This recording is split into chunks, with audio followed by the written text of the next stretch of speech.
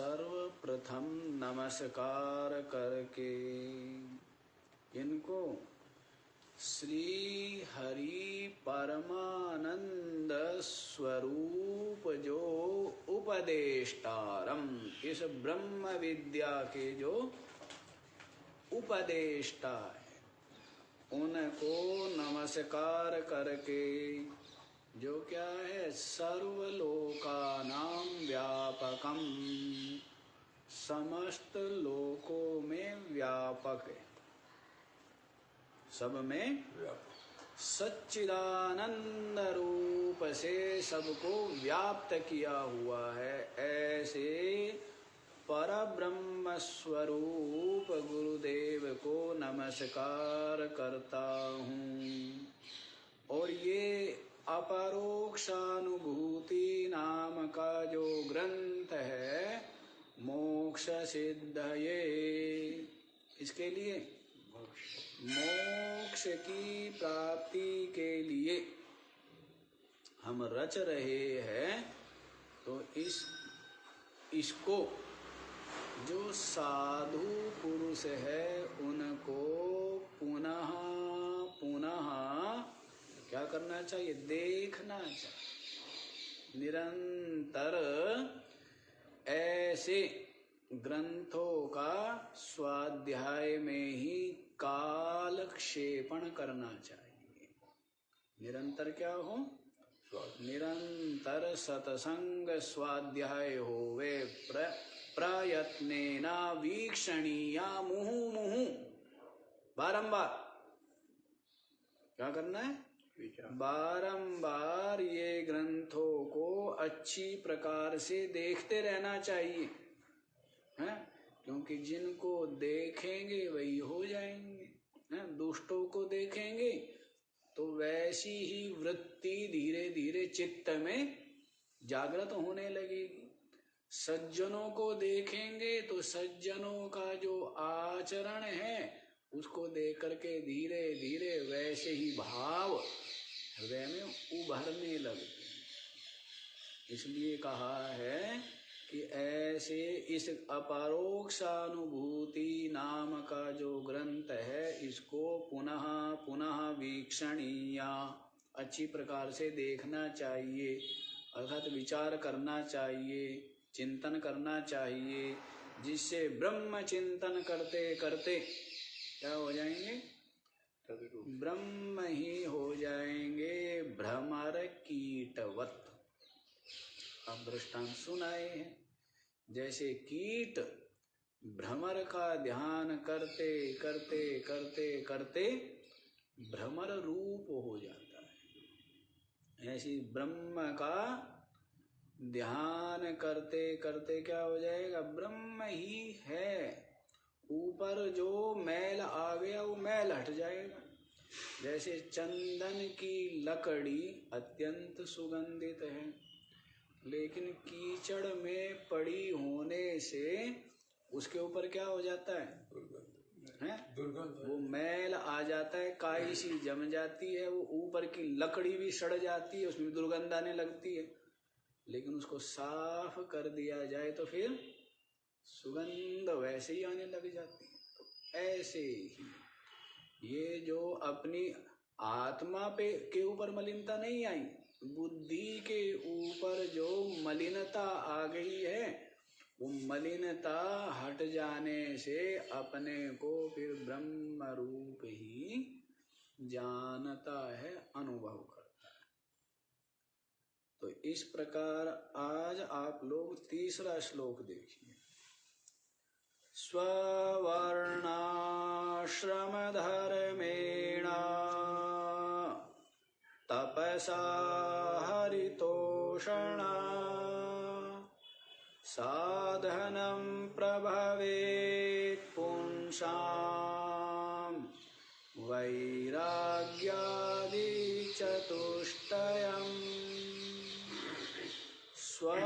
स्ववर्णाश्रम धर्मेण तपसा हरितोषणात् साधनं प्रभवेत् पुंसाम् वैराग्यादि चतुष्टयम्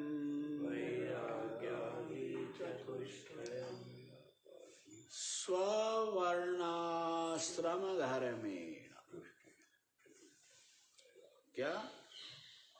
जो अपने वर्ण आश्रम है उसके जो जो धर्म हैं उन धर्म का पालन के द्वारा, पालन करने से,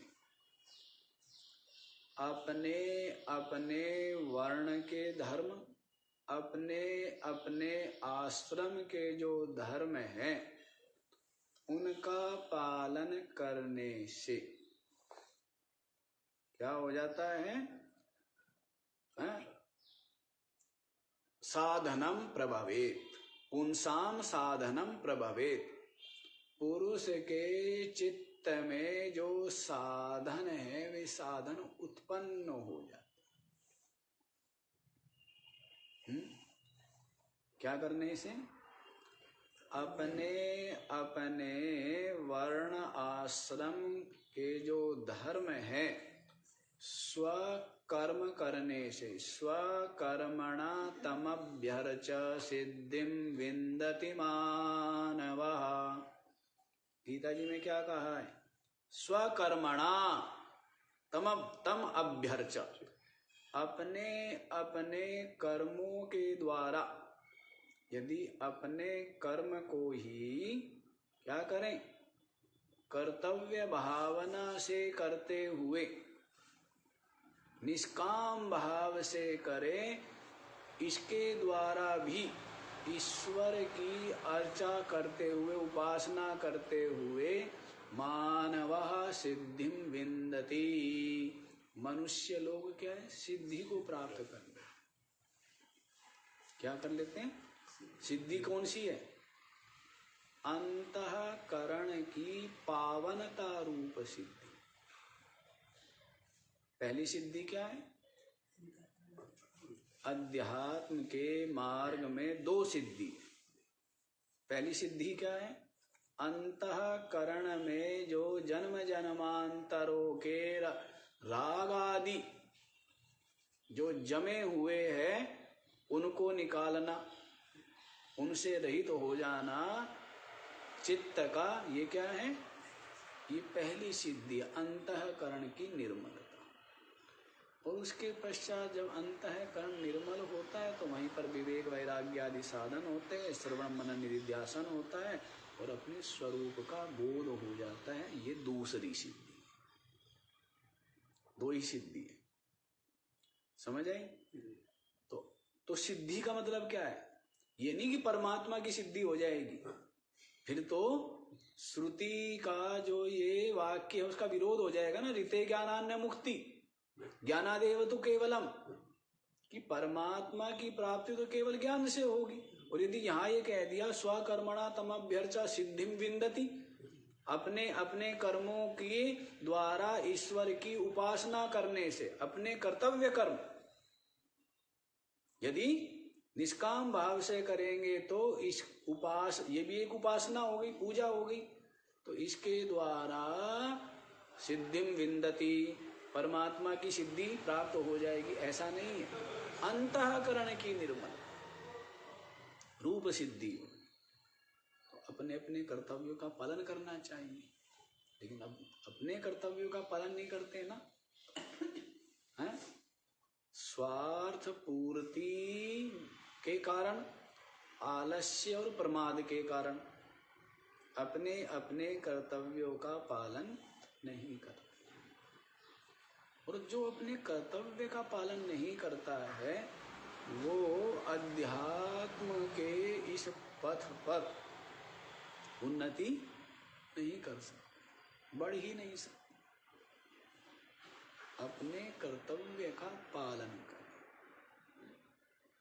जो भी अपने वर्ण के अनुसार, 4 वर्ण हैं, ब्राह्मण क्षत्रिय वैश्य और शूद्र, उसके अनुसार, और 4 ही आश्रम हैं, ब्रह्मचर्याश्रम, गृहस्थ आश्रम, वानप्रस्थ आश्रम और संन्यास आश्रम। तो अपने अपने वर्ण और आश्रम के अनुसार के जो धर्म है, उन धर्मों का पालन करने से क्या हो जाएंगे? ये वैराग्यादि चतुष्टयम पुंसाम साधनम प्रभवेत्। जो वैराग्यादि 4 साधन है ना, ये जो साधक है उसके हृदय में उत्पन्न हो जाएंगे। अभी पूरी बात नहीं हुई है, पूरी बात आगे भी है। तपसा, आगे क्या है? स्ववर्णाश्रम धर्मेण तपसा हरितोषणा। क्या क्या हो जाएगा देखो। स्ववर्णाश्रम के जो धर्म है उनका पालन ही तप है। उनका पालन ही क्या है? जैसे विद्यार्थी है तो उसका सेवा करना, आचार्य की सेवा करना और स्वाध्याय करना, यही तप है। जैसे गृहस्थ है तो उसका ईमानदारी से अपना निर्वाह करना, परिवार का रक्षण करना, पालन करना, और जो भी दीन दुखी वृद्ध है उनकी भी यथा योग्य सेवा करना, यही क्या है? यही गृहस्थ का तप है, यही धर्म है। ऐसी वानप्रस्थी है तो वानप्रस्थी के लिए क्या है? वानप्रस्थी के लिए ये संयम, तप आदि ये तप कहलाएंगे। शरीर का तप, वाणी का तप है और मन का तप वानप्रस्थी के लिए ये है। और सन्यासी के लिए तप क्या है? सन्यासी के लिए तप यही है कि निरंतर जो निराकार सच्चिदानंद ब्रह्म है उसका आत्म रूप से चिंतन निश्चय करना, यही सन्यासी के लिए यही तप। अलग अलग तप हो गए। तो अपने कर्तव्य का पालन करना है, बिना किसी को पीड़ा पहुंचाए, अहित किए, बिना किसी को दुखाए, वही क्या हो जाएगा? वही तप। तो इसी को कह रहे हैं अपने वर्णाश्रम धर्म का जो पालन करना है, यही क्या है? यही तप है। और इस तप के द्वारा क्या हो जाएगा? हरितोषणात्, हरि प्रसन्न हो जाएंगे, भगवान प्रसन्न हो जाते हैं। नहीं, क्या होते हैं? अपने कर्तव्य का पालन करने से, हैं, तप करने से क्या होते हैं? हरि प्रसन्न हो। कौन बैठा? हृदय में बैठा हुआ हरि प्रसन्न हो जाए। मन जितना मन शांत उतनी प्रसन्नता। और मन शांत क्या रहेगा? झूठ बोल के मन शांत होता है क्या? कपट करके, चोरी करके मन शांत होता है क्या? किसी को पीड़ा पहुंचा के मन शांत हो और प्रसन्न होता है क्या? है? तो जो हरि है परमात्मा, वो क्या कब प्रसन्न होता है? सत्कर्म करने से, शुभ कर्म करने से, त्याग तप करने से क्या होता है? हरितोषणात्, हरि प्रसन्न हो। और अशुभ कर्म करने से चित्त में निरंतर क्या रहता है? चित्त में निरंतर विक्षेप, निरंतर विचलित रहता है, चिंतित रहता है ना? तो इस तरह साधन बता दिया है। अपने वर्णाश्रम धर्म का पालन करना, यही क्या है? यही तप है। इसके द्वारा ही चित्त की पावनता हो जाती है, चित्त निर्मल हो जाता है। और फिर वैराग्यादि चतुष्टयम साधनम पुंसाम प्रभवेत्। जो वैराग्य आदि ये 4 साधन है ना, विवेक हो जाए, वैराग्य हो जाए और षट संपत्ति प्राप्त हो जाए, मुमुक्षुता प्राप्त हो जाए। एक तो किसी ने आपको दे दी, उधार की, और एक क्या हुई है, आपके चित्त में स्वतः ही प्रकट हुई, स्फुरित हुई। वो क्या हुई? आपके पुरुषार्थ की। इसीलिए जो विवेकी महात्मा लोग हैं, साधक को जैसे उसके चित्त की स्थिति है उसके अनुसार ही कि पहले संसार में व्यवहार करें, घूम फिर के आए, तब क्या होता है? एक परिपक्वता आ जाती है। एक जो संसार को पाने की तीव्र अभिलाषा थी, वो अभिलाषा कहीं न कहीं शांत हो चुकी होती है। जान चुका होता है कि कितना ही पालो शांति मिलनी नहीं है, कितना ही पालो उतना ही कम लगता रहता है ना। और सबका सब छूट ही जाने वाला है, और इतना पाया भी है, इसके द्वारा मुझे कोई सुख तो मिला नहीं, और ज्यादा अशांति ही बढ़ गई है। इस प्रकार से परिश्रम करता है, प्राप्त करता है, प्राप्त करके भी ये अनुभव करता है कि इनके द्वारा भी मुझे शांति नहीं मिली, मेरा खालीपन दूर नहीं हुआ।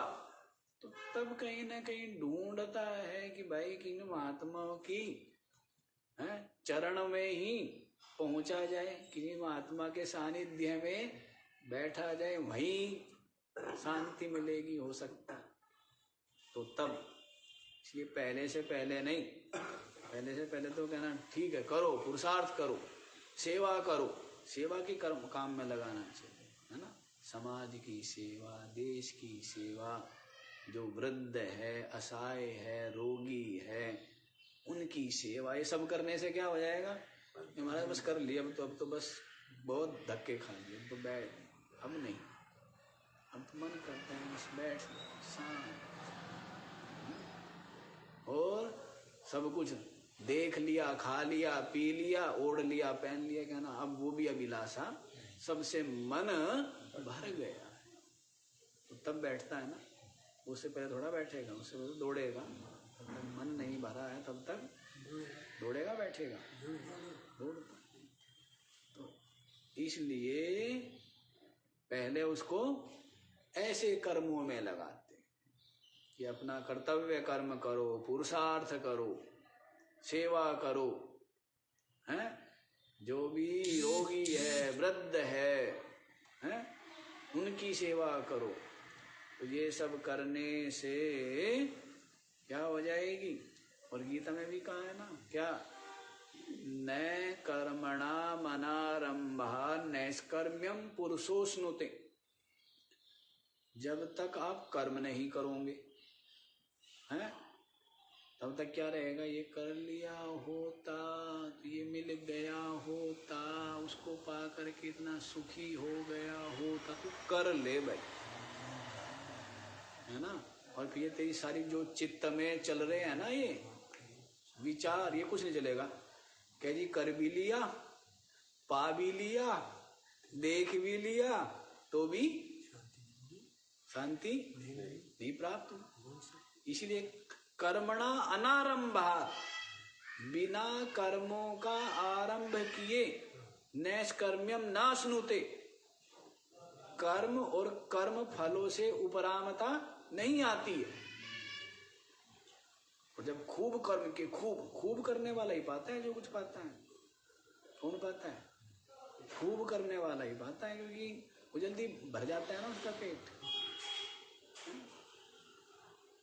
उसका पेट क्या होता है? वो जल्दी भर जाता है। खूब किया ना, खूब किया, देख लिया, कुछ भी नहीं। तो कर्मों का आरंभ करने से जान लिया कि वो फल भी मिल गया है, तो फिर कर्म और कर्म फल की फल क्या मिला? अनित्य, नश्वर, सीमित, प्राप्त होके भी दुख, तो तो मिटे नहीं और क्या बढ़ गई? तृष्णा भी बढ़ गई और बेचैनी भी बढ़ गई। तो ये सब करने से फिर क्या होता है? कर्म और कर्म फल दोनों से ही वैराग्य हो जाता है। हाँ? फिर कहेंगे भजन कर लो। ऐसा होता है। एक जगह एक बुढ़िया थी और उसकी बहू थी। ठीक है, मतलब हमारे सामने की बात है। तो बुढ़िया की सत्संग में बहुत रुचि, और जो बहुए उनको सत्संग, बुढ़िया ही करे सत्संग और बहुओं को सूझे मजाक है। वो क्या करे? उनका हाँ मजाक लेवे। वो कहे बेटी सत्संग के, हमारी उम्र है क्या सत्संग सुनने की? है? बुढ़िया चली गई। कुछ ही दिनों बाद वो जो बहू थी वो भी क्या हो गई? वो बुढ़िया हो गई। कि बुढ़ापा तो बहुत जल्दी आता है, आज के लोगों को थोड़ा और भी जल्दी आ जाता है? तो अब उसकी इतनी सत्संग में रुचि, अब उसको सत्संग की महिमा, सत्संग की प्यास। मैंने कहा बहुत जल्दी होगी बुढ़ी। तो कहती थी कि जी सत्संग तो बुढ़ापे में सुनते हैं, बहुत जल्दी हो गया। सत्संग से बुढ़ापा आता ही नहीं। आएगा क्यों? क्या जी? सत्संग से बुढ़ापा नहीं आता। विवेक परिपक्वता आती है, और जो बुढ़ापे में आने वाली असमर्थता वो सब भाग जाती। अशांति, बेचैनी, चिंता। सेठ जी भी ठीक कह रहे हैं, अपने हिसाब से कह रहे हैं ना। बुढ़ापे का मतलब धैर्य आ जाता है, थोड़ा सा शांति हो जाती है। वो वाली बात नहीं होती, दिमाग में खलबली और जोश, शांति आ जाती। ठीक है जी, समझ आ गया ये? तो क्या है?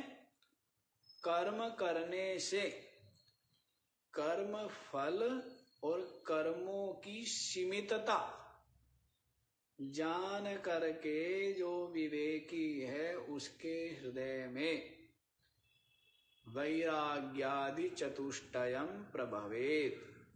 ये विवेक, वैराग्य, षट संपत्ति, मुमुक्षुता आदि 4 साधन उत्पन्न हो। इसलिए जो कच्चे होते हैं ना, कच्चों को नहीं छेड़ना चाहिए। जैसे कच्चे साधक है या कच्ची उम्र है, तो उनको ये सीधे के सीधे आत्मज्ञान का उपदेश नहीं करना चाहिए। और करे भी तो उनको जप, ध्यान आदि में लगा करके रखना चाहिए। अन्यथा होता क्या है कि जप, ध्यान आदि तो छूट गए और इधर कुछ अनुभव में आया नहीं है। तो कई बार क्या होता है, ना यहाँ का ना कहीं का भी नहीं रहता। हाँ, तो इसलिए देखा जाता है ना लगन को, उसकी कितनी लगन है, कितनी अंतर्मुखता है, इन सबको देख करके ही उपदेश किया जाता है साधक की पात्रता के अनुसार। तो विवेक, वैराग्य आदि साधन आवश्यक है ना, और ये बिना सात्विक कर्म किए आने वाले हैं नहीं। समझ गए? स्पष्ट हो गया? तो आगे वाला भी देख लीजिए। वैराग्य का स्वरूप बता रहे हैं 4th श्लोक में। ब्रह्मादिस्थावरान्तेषु वैराग्यं विषयेष्वनो यथैव काकविष्ठायां वैराग्यं तद्धि निर्मलम्। ब्रह्मादिस्थावरान्तेषु वैराग्यं विषयेषु अनु यथा एव काकविष्ठायां वैराग्यं तद्धि निर्मलम्। ब्रह्मादिस्थावरान्तेषु विषयेषु अनुवैराग्य। ब्रह्मा से लेकर के स्थावर पर्यंत जितने भी विषय समुदाय, जितना भी विषय समुदाय, कहीं ब्रह्म पद भी पाना चाहते हैं, कुछ और पद पाना चाहते हैं, सबके सब क्या है? विषय ही है ना। तो ब्रह्मा से लेकर के स्थावर पर्यंत जितने भी विषय है उनमें वैराग्यम, उनमें राग का न होना। समझ आया? क्या समझ आया? कि उनमें राग का न होने का मतलब है उनकी चाह न होना। उनकी चाह क्यों नहीं होना? क्योंकि जिसमें सुख बुद्धि होती है उसकी क्या होती है? चाह होती है। जो हमारे लिए दुख रूप होता है उसकी चाह नहीं होती। तो राग उसी का होता है जिसमें सुख माना हुआ है ना। सुख किसमें मानते हैं? जिससे सुख मिल रहा हो, या पहले सुख मिला हो, या भविष्य में सुख मिलने की आशा हो, है ना। तो उसका क्या होता है? राग होता है। तो ये कह रहे हैं कि ब्रह्मा से लेकर, है ना, कि ब्रह्मादि का ऐश्वर्य भी जिसके लिए खर भार है, ऐसे विवेकी धीर का वेदांत में अधिकार।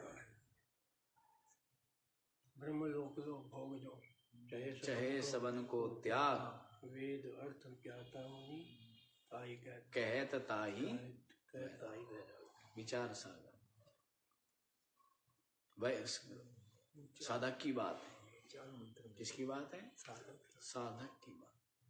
इतना वैराग्य हो साधक के चित्त में। यहाँ का भोग और ऐश्वर्य की बात नहीं है, ब्रह्मलोक के भोग भी, वहां का ऐश्वर्य भी तो जानता क्या है? सीमित ही तो है, मिटने तो वाला ही तो है। और उसके भी ग्राहक कितने हैं? चीज एक और ग्राहक कितने हैं? ग्राहक कितने ग्राहक? तो ये सब समझ करके अत्यंत विचारवान की बात है, जिसकी प्रज्ञा अत्यंत सूक्ष्म है और जिसने खूब गहराई से विचार कर लिया, झाड़ पछोड़ करके देख लिया कि सब का सब सीमित है, सबका सब नाशवान है, सबका सब बंधन रूप है, संयोग वियोग रूप है, और सब में जो सुख है वो दुख मिश्रित है। सुख भी कैसा है? दुख मिश्रित है। आज तो हूं, कल नहीं। अब ब्रह्मा जी बैठा है। अब ब्रह्मा जी शांति में क्यों बैठे? क्योंकि ब्रह्मा जी को अपने स्वरूप का बोध। शांति में कौन बैठ सकता है? जो जानता है शरीर भी मरेगा और ये पदवी भी नहीं रहेगी, है? ये पदवी किसको प्राप्त है? शरीर को। तो शरीर रहने वाला नहीं है। जो जानता है मैं अविनाशी हूं, जो जानता है मैं सच्चिदानंद हूं, जो जानता है मैं ब्रह्म हूं, वो तो है अब है, वो तो है मुक्त, वो तो है निश्चिंत। इसके अलावा कोई निश्चिंत नहीं हो सकता। हो सकता है? नहीं हो सकता। क्योंकि सब कुछ परिवर्तन होने वाला, सब कुछ मिटने वाला, सब कुछ नाश होने वाला। कहीं भी बैठा हो, आप तो बैठे हैं यहाँ इस लोक में, कोई यदि परलोक में बैठा और ब्रह्मा की पदवी पर भी बैठा है, यदि उसको स्वरूप का बोध नहीं है तो वो भी क्या है? जीव ही है। वो भी क्या है? जीव ही तो है। जिसको स्वरूप का बोध नहीं है, और जिसको स्वरूप का बोध है वो जीव नहीं है, वो क्या है? वो ब्रह्म। वो मुक्त है। अन्यथा तो शरीर तो चाहे ब्रह्मा का हो चाहे विष्णु का हो, शरीर और उपाधि तो रहनी नहीं है ना, ये रहेगी, सब नश्वर है। लेकिन जिसको बोध है कि मैं तो अनश्वर हूं, अजन्मा हूं, मैं तो सच्चिदानंद हूं, नित्य मुक्त हूं, परम ब्रह्म हूं, वो क्या है? वहां पर भय चिंता इनकी पहुंच नहीं है ही नहीं। तो इसलिए वही आनंद में, अन्यथा तो सबका सब भय संयुक्त है, सबका सब परिवर्तन और नाश युक्त है, सब कुछ। लेकिन ऐसी गहराई से विचार करने की प्रज्ञा चाहिए ना, तभी तो यमराज जी नचिकेता को कहते हैं नैषा तर्केण मतिरापनेया। नचिकेता तेरी बुद्धि जिस तरह की है ना, इतनी सात्विक बुद्धि, ऐसी बुद्धि ना तर्केण आपनेया, कोई तर्क से प्राप्त नहीं हो सकती। ये तो तेरी पूर्व जन्मों की ऐसी साधना है जिसके कारण से तू जान रहा है। तू देखो मैं ये दे रहा हूं, तू कहता है सब अनित्य है, सब कल रहेंगे भी या नहीं भरोसा नहीं है, लंबा जीवन भी होगा तो भी होगा तो वो सीमित, कभी ना कभी तो उसकी सीमा होगी ही, इस सृष्टि की, इस सर्ग की ही सीमा है। इसलिए नचिकेता कहते हैं मुझे कुछ नहीं चाहिए, बस मुझे तो आप जो अविनाशी आत्मा है उसका ही बोध कराइए, और कुछ नहीं चाहिए। तभी यमराज जी भी आश्चर्यचकित करते हैं, और है ही आश्चर्य की बात, कह ही दिया है, आश्चर्यो वक्ता कुशलोस्य लब्धा, आश्चर्यो ज्ञाता कुशलानुशिष्टा। आश्चर्यो वक्ता, बाकी तो दुनिया संसार में धसी फसी पड़ी है ना, कोई पद में, कोई प्रसिद्धि में, कोई प्रतिष्ठा में, कोई धन में, सब फंसे हुए हैं ना। मान नहीं, लोकेशना बहुत मीठी, पुत्रेशना का त्याग सहज, वित्तेशना का त्याग सहज, लोकेशना कितनी मीठी है? गुलाब जामुन ज्यादा मीठा है, लोकेशना ज्यादा मीठी? बताओ, प्रशंसा प्रसिद्धि ज्यादा मीठी है या गुलाब जामुन ज्यादा मीठी है? गुलाब जामुन खारा लगने लगता है, नहीं कड़वा लगता नहीं लगता है? कहीं आप गए मित्र समझ करके घनिष्ठ, और वहां पर आपका वैसा आओ भगत नहीं हुई और गुलाब जामुन रखे हुए, आप क्या लगते, मीठे लगते हो? आपको होता जल्दी से जल्दी निकल, तो प्रशंसा ज्यादा मीठी नहीं। और इसका व्यामोह का त्याग करना सहज काम है क्या? सहज काम है? बड़ा कठिन है। वो बोली दिया ना, कंचन तजना सहज, सहज क्रिया का मान बढ़ाई, शेर जी पूरी ज्ञान की बात सुनाते हैं, मान बढ़ाई ईर्ष्या दुर्लभ तजनी, ये इतना सहज नहीं है। अच्छे अच्छे और नहीं तो सिद्धि चाहते, और सिद्धि किस लिए? प्रसिद्धि के लिए। किसे चाहते हैं सिद्धि? चमत्कार, सिद्धियां, प्रभावित हो, किस लिए? मिथ्या संसार में चाहते हैं ना, इतना सहज है क्या? वे महात्मा धन्य हैं, जो क्या हो गए? निर्विशेष हो गए, सर्व सामान्य हो गए हैं, ब्रह्म हो गए। ब्रह्म क्या है? ब्रह्म में न कोई विशिष्टता है, विशिष्टता किसमें? जीव में। जितना भी वैशिष्ट्य है, विशेषता है किसमें? जीव में। और ब्रह्म क्या है? निर्विशेष, सामान्य, सम, व्यापक, सच्चिदानंद। तो इसमें किसी प्रकार की अहमता की, अभिमान की संभावना हो सकती है क्या? सारे मिट जाए, सारे गल जाए, अब गंगा जी को अपने गंगा होने पर बड़ा अहंकार, यमुना जी को अपने यमुना होने पर बड़ा अहंकार है, और सारी की सारी जाके मिलेगी समुद्र में कहाँ गए हैं? अहंकार रह ही नहीं सकते। तो वैसे ही किसी को अपनी बुद्धि का अहंकार, विद्या का अहंकार, शक्ति का अहंकार है, लेकिन ज्यों ज्यों परमात्मा की ओर बढ़ता है त्यों त्यों सारे अहंकार क्या होते हैं? मिटते चले जाते हैं, धूल जैसे झड़ती चली जाती है।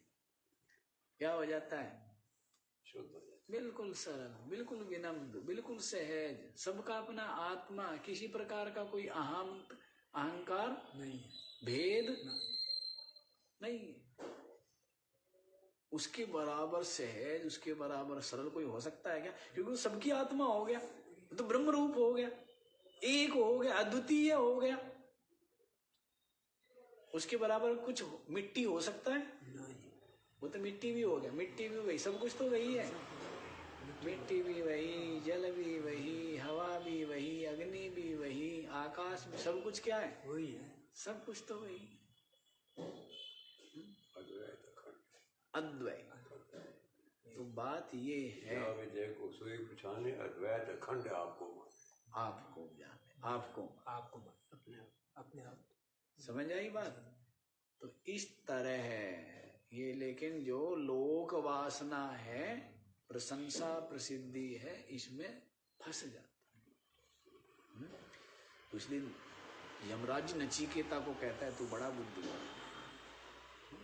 तो वैसे ही यहाँ पर बता रहे हैं कि ब्रह्मा से लेकर स्थावर पर्यंत जितना भी विषय समुदाय है, सबसे वैराग्य। कैसे? यथैव काकविष्ठायाम, जैसे काकविष्ठा, दृष्टिपात तक करने की इच्छा होती है क्या? नहीं। दृष्टिपात तक नहीं करते काकविष्ठा पर, है? उसको ग्रहण की इच्छा तो दूर की बात है। तो वैसे काक विष्ठा के समान। अब आप सोचिए, कितने जन्मों की साधना, कितने जन्मों का तप, कितना गहन गंभीर विचार, सूक्ष्म विचार, निरंतर विचार, तब जाकर के ऐसी उपरामता आती है ना? लेकिन निर्भर किस पर है? निर्भर सब कुछ आपके चिंतन और आपकी लगन पर है। आप यूं, क्योंकि आप इतने सकारात्मक हो, बताओ कितने सकारात्मक होंगे आप कहेंगे जब अभी तो हमारी शुरुआत है, अभी तो जन्म जन्मांतर बाकी है, तब देखेंगे। इतने तो सकारात्मक हो आप, सकारात्मक हो, इतने नकारात्मक हो, नकारात्मक सोचो, सकारात्मक नहीं सोचोगे, नहीं। ये तो सोचना चाहिए। जन्म जन्मांतरों की साधना करके तभी तो यहाँ ऋषिकेश पहुंचे हैं, यहाँ सत्संग में पहुंचे हैं। लेकिन नकारात्मक मानने लग जाओगे तो और अपनी बुद्धि का सदुपयोग करें और विचार करें और जगत की वास्तविकता को समझ करके इनसे क्या हो जाए? वैराग्य हो। क्या हो जाए? वैराग्य। काकविष्ठायाम तद ही निर्मलम वैराग्यम। उसको क्या कहते हैं? निर्मल वैराग्य। क्या कहते हैं? निर्मल वैराग्य कहते हैं। और पीछे आप सुन ही आए हैं, परमात्म प्राप्ति में जितने साधन बताए हैं, सबसे ज्यादा महत्वपूर्ण क्या है? वैराग्य यदि तीव्र है, मुमुक्षुता यदि तीव्र है, तो शीघ्र ही आत्मानुभूति हो जाती है। और वैराग्य और मुमुक्षुता यदि मंद है,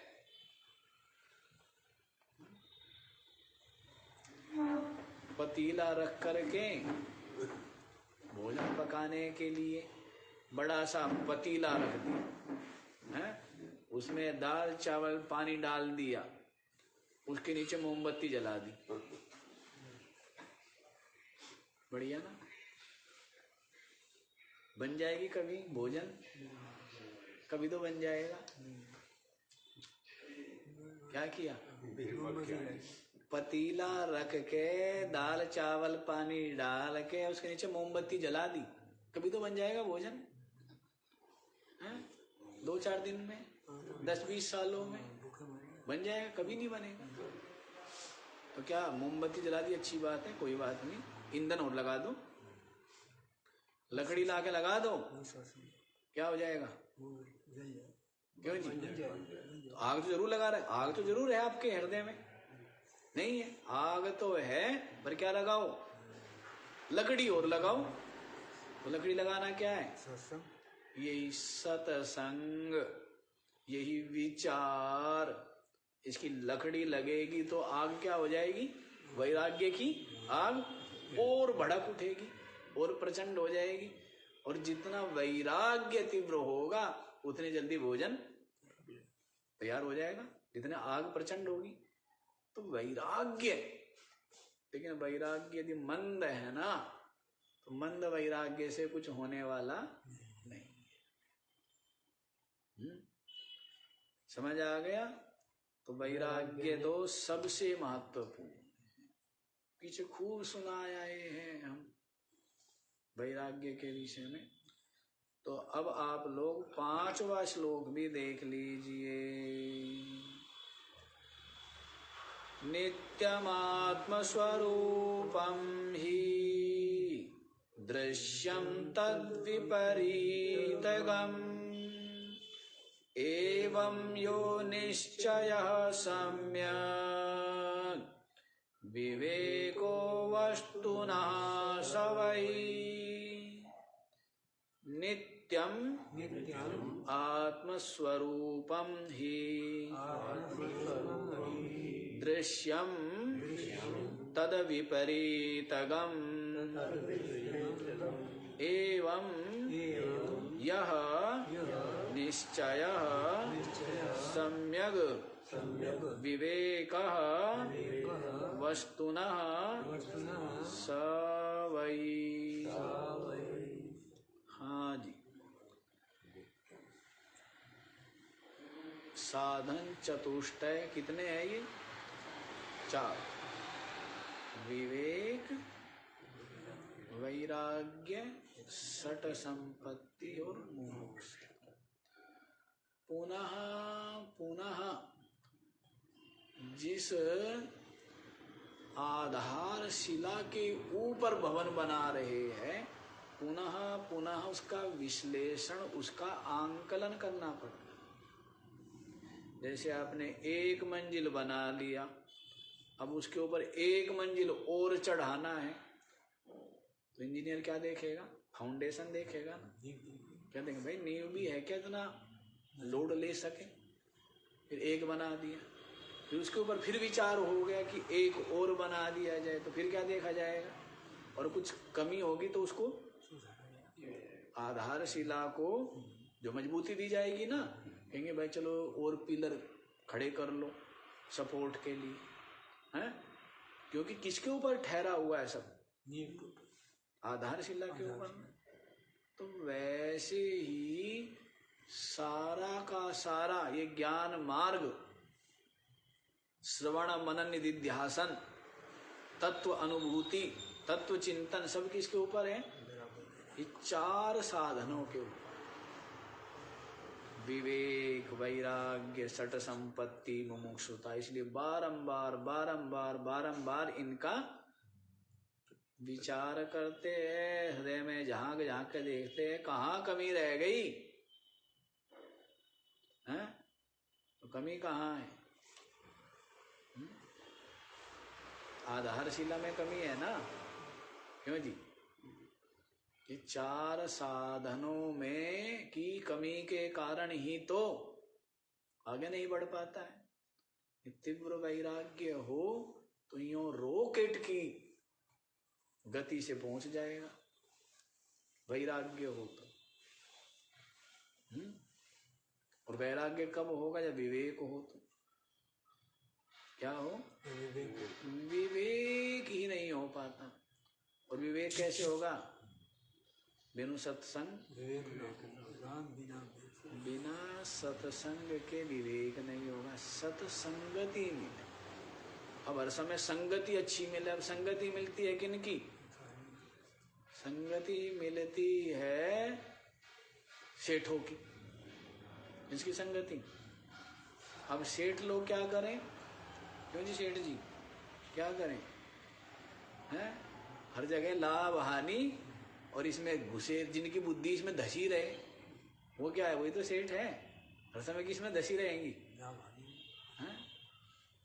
नहीं, आप ठीक ठाक बैठे थे, शांति थी। अब सेठ जी के साथ मित्रता हो गई। अरे कहेंगे वहाँ पैसे लगा लेना, इतने बढ़ जाएंगे, वो खरीद लेना, ये हो जाएगा, वो कर लेना, ये हो जाएगा। नहीं, क्यों जी? ठीक ठाक बैठे थे, आफत में है, जान जो आफत में डाल दी बिना बात। खानी 2 रोटी थी और काम 10 रोटी का जोड़ लिया, और अब वे 2 भी चली गई हाथ से। 10 पाने के चक्कर में यही होता है ना? नहीं होता है? जबकि 10 की जगह 20 भी हो जाए, अपना तो काम आनी नहीं। क्यों जी? लेकिन बस जीता रहता है ऐसे। किसके लिए? वस्तुओं के लिए और दूसरों के मोह में ऐसे जीता रहता है। अपने लिए नहीं जीता। अपने लिए नहीं जीता। अपने लिए जी पाता है। अपने का मतलब है शांति। अपने का मतलब स्वार्थ की बात नहीं है, शांति मिले। और जिसके लिए मनुष्य जीवन मिला है वो लक्ष्य मिले, उसकी सेवा करें, सत्कर्म करें, परोपकार करें, सहयोग करें, पुरुषार्थ के समय पुरुषार्थ करें। उस समय की मना नहीं कर रहे हम तो रिटायरमेंट होने की बात कर रहे हैं कि रिटायरमेंट होकर बैठा और सेठ जी के साथ में मित्रता हो गई, थोड़ा सा मिला था कुछ है, वो भी कहीं लगवा दिया। अब लगवा दिया, वो फंस गया। अब फंस गया तो कहना तो सेठ का मतलब हमारा उससे नहीं है। सेठ का मतलब है जिसकी बुद्धि हर समय लाभ हानि में घुसी हो, उसी को हम सेठ कहते हैं। हम तो सबको ही सेठ कहते हैं। वे साधु भी सेठ हो रहे हैं जो हर समय जोड़ घटा गुणा भाग में रहे, तो वो भी सेठ ही हुआ ना। क्यों जी? तो सेठ का मतलब वो है हमारा। सेठ का मतलब कोई सेठ जाति या सेठ कोई व्यापारी है, उससे मतलब नहीं है। आज तो मजदूर भी सेठ है, नहीं है? सब उसी में लगे हुए हैं, 99 के चक्कर, वो मतलब। हाँ जी, तो क्या बता रहे हैं? पहले विवेक की बात बता रहे हैं। प्रथम क्या हो? विवेक हो, और वो सत्संग, संगति ठीक हो। तो भगत का संग करने लगा। किसका संग करने लगा? तो भगत का संग करने से धीरे धीरे भक्ति में, धीरे धीरे सत्संग में लग जाता है, नहीं? और सेठ का संग करने लगा तो है, उसको भी व्यापारी बना देते हैं, नहीं? हाँ, तो बात तो संगति की है ना। साधु का संग है जी, साधु का संग, साधु का संग, संगति की बात। तो देखिए क्या बता रहे हैं, नित्यम आत्मस्वरूपम ही परमात्मा। आत्मा से मतलब यहाँ पर परमात्मा है ना, क्योंकि अभी उसको आत्मा का और परमात्मा का कुछ पता नहीं। आत्मा से मतलब क्या है? परमात्मा। तो आत्मस्वरूपम नित्यम, परमात्म स्वरूप नित्य है। दृश्यम तद विपरीतगम, और ये जो सारा का सारा जगत है ना, ये सब क्या है? अनित्य। विपरीतगम माने नित्य का उल्टा क्या है? परमात्मा नित्य है और जगत अनित्य अर्थात नश्वर। बुद्धि में चानना हो गया, इतना तो चानना हो ही गया होगा। इतना चानना हो जाए बहुत बड़ी बात है। चानना होता नहीं ना। बुद्धि में क्या है? बुद्धि में अंधेरा है ना। घर की कोठड़ी में अंधेरा और बाहर प्रकाश है। घर में अंधेरा है ना, क्यों जी? कोठड़ी में अंधेरा है नहीं अंधेरा है? तो वैसे ही है। और ज्ञान से यूं प्रकाश हो जाता है। तो इतना प्रकाश हो जाए कि जगत नश्वर है और परमात्मा अविनाशी। इतना हो गया, बहुत बड़ी बात है ये। इतने तो आपकी बुद्धि पता है, हमें भी। इतने बड़े तो व्यापारी आप भी हो, ये तो जानते हो कि ये कांच है और ये हीरा है। यदि बता दिया आपको तो किधर किसको लोगे? है नहीं? है ना? तो यदि ये पता लग गया कि जगत नश्वर है, नाशवान है, परमात्मा अविनाशी है, इतने बड़े तो कहना, इतने बड़े तो सेठ के बच्चे आप हो नहीं हो, क्या करोगे? नाशवान को चाहेंगे या अविनाशी को? अविनाशी को चाहेंगे। क्यों जी? अविनाशी को चाहेंगे ना। या सेठ के बच्चे नहीं हो? हैं? कहना फर्जी हो। क्यों सेठ जी? सेठ के बच्चे हैं ना। भाई जानते हैं, जब जान लिया जगत असार है, नाशवान है और परमात्मा ही सार है और परमात्मा अविनाशी। और अब ये मनुष्य जीवन अविनाशी परमात्मा को पाने के लिए मिला। इतना बुद्धि हो गई तो परमात्मा की तरफ बढ़ेगा ना। जगत को पाने की तरफ बढ़ेगा क्या? जगत को पाने के लिए। तो बड़ी बात है ये विवेक हो जाना बुद्धि में, तो बहुत कुछ आ जाएगा। इस विवेक के आने से जो मोहांध था, लोभ में अंधा था, वो अंधापना तो हट जाए। पुरुषार्थ करेगा भले ही, जीवन यापन के लिए हैं, सब कुछ करेगा, लेकिन जो अंधा होकर के धर्म अधर्म, न्याय अन्याय, उचित अनुचित का विचार नहीं करता था, अब क्या आ जाएगा? विचार पूर्वक परिश्रम पुरुषार्थ करेगा, खाएगा भी और खिलाएगा। पहले जोड़ने में वृत्ति लगी थी, अब बांट करके खिला करके आनंद का अनुभव होता है। यूं बांट कर, जितना बांटते उतना ही क्या लगता है? क्यों जी? जोड़ करके आनंद आ रहा है, बांट करके? तो बांट के आनंद तो उसके एक अलग ही स्वाद है, नहीं? तो तभी संभव है। और जो इसी को जगत को ही लक्ष्य बनाए रखता है, विवेक जिसको नहीं, तो विवेक हो गया कि जगत नाशवान है, परमात्मा अविनाशी। एवं यो निश्चय सम्यक् विवेकः वस्तुना सवै। एवं यो निश्चय, एवं निश्चय, इस प्रकार का जो निश्चय, इस प्रकार का जो निश्चय है कि जगत नाशवान है और परमात्मा अविनाशी। कितना मीठा है विवेक, कितना मीठा है ना। जैसे जैसे जैसे कोई गर्मी में गला सूख रहा है, प्रचंड गर्मी है, और उसमें मटके का शीतल जल मिल जाए तो ज्यों ज्यों पीता है त्यों त्यों क्या आ जाती है? शीतलता आ जाती है। तो वैसे ही ज्यों ही विवेक होता है त्यों ही जीवन सरल हो जाता है। जो जीवन लोभ मोह स्वार्थ छल कपट में डूबा था, बेचैनी अशांति भाग दौड़, वो क्या हो जाता है? थोड़ा सा क्या जाता है? सरल हो जाता है, शांत हो जाता है। और जो खोपड़ी में उथल पुथल मची हुई थी वो सब क्या हो जाती है। तूफान आया हुआ था ना, तूफान शांत तो हो गया। तूफान क्या हो जाता है, शांत हो जाता है। फिर सोचता है 2 दिन तो जीना है, इकट्ठा करके सारे पर कुंडली मार के बैठने का क्या लाभ है।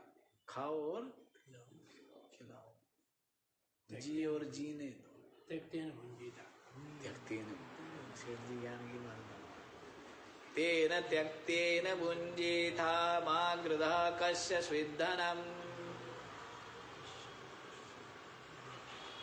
ईशावास्योपनिषद का प्रथम मंत्र।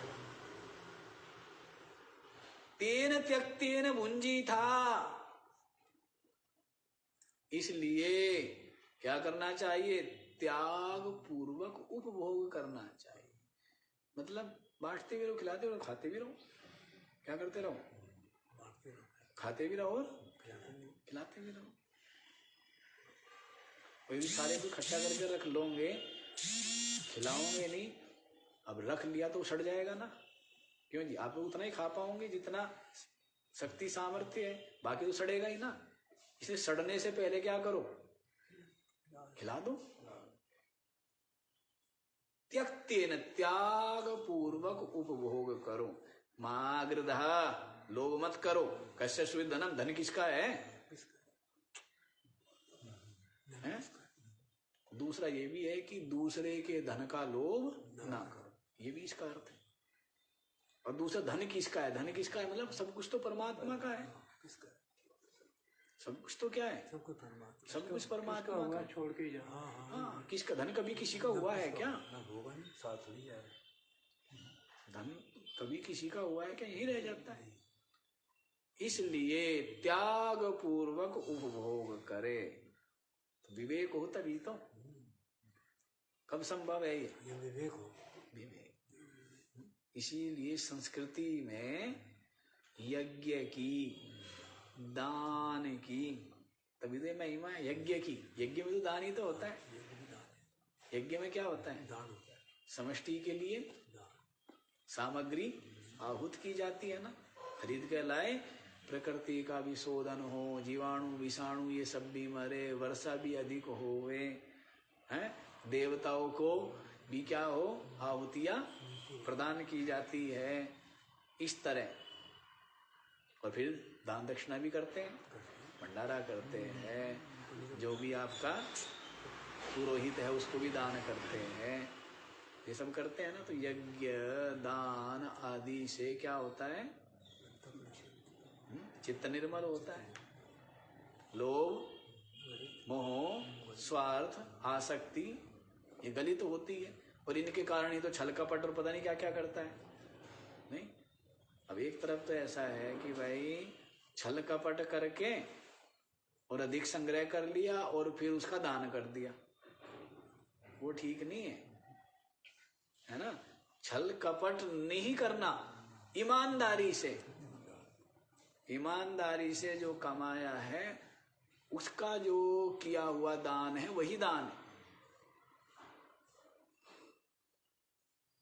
इसीलिए तो आज काम तो सब कुछ हो रहे, हो कुछ भी नहीं रहा है।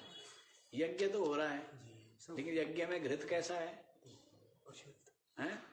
और मंत्र बोलने वाला पुरोहित वो कैसा है?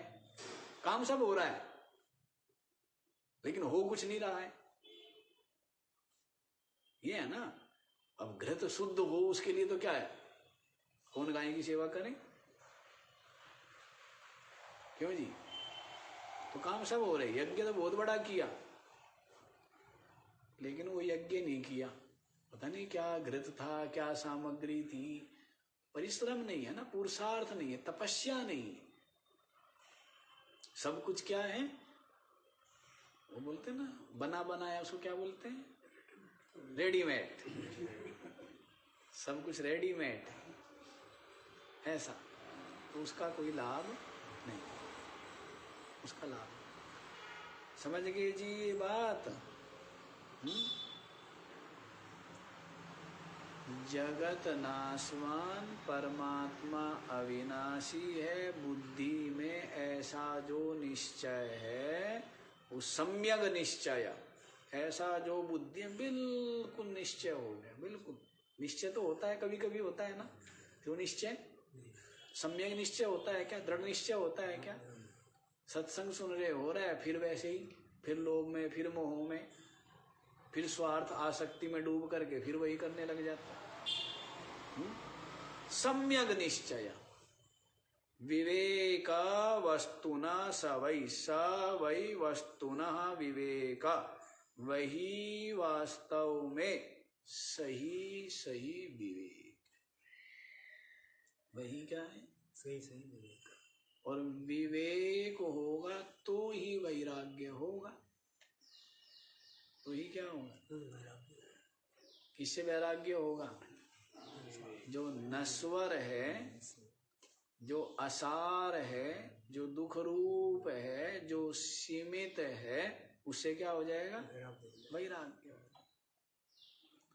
बुद्धि में ये संस्कार अत्यंत बलवान है कि संसार क्या है? सार है। संसार सुख रूप है। ये संस्कार बैठे हैं ना बुद्धि में, तो ये संस्कार तो सत्संग की गंगा में स्नान करने से ही ये मैल ये दूर होंगे ना। धीरे धीरे धीरे धीरे जो उल्टे संस्कार, उल्टी बुद्धि बनी,